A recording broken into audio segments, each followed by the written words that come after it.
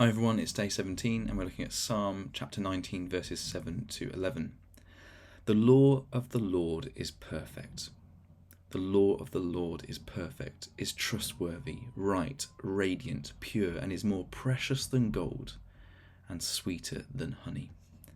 Advent is all about the expectant arrival of God to earth, his first in the birth of Jesus Christ, and second when he will return again as promised in Scripture. But why did he come in the first place? This is a very good question.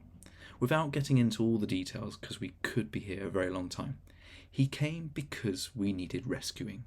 We needed saving. Everyone needs rescuing. Everyone needs saving.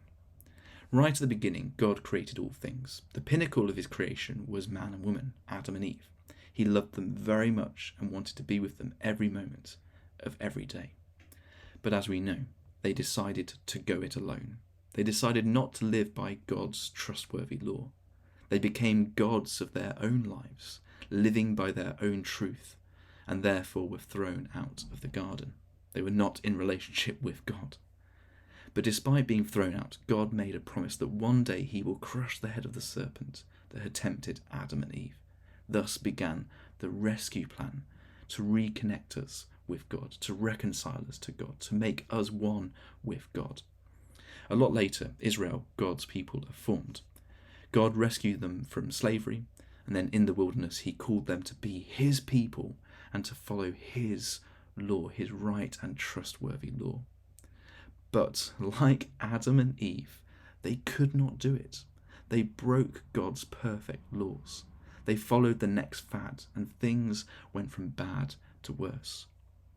The rescue plan reached its climax when Jesus, God incarnate, the Word made flesh, the new Adam, sinless and blameless, came into the world to die on the cross in our place, to reconnect us, to reconcile us to God.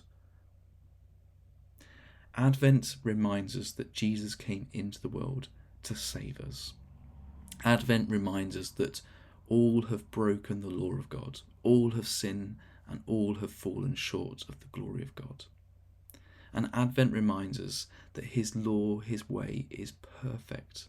Freedom requires boundaries. We need to realise this. Our society, especially our Western society, needs to realise that freedom requires boundaries. And God's boundaries are perfect and good. Yes, we are saved by grace, not by works, not by being perfect. We are saved by grace, which is a really, really good news. But having decided to follow Jesus, we are also required to follow his law, his good and perfect law. We need to follow them until he returns again.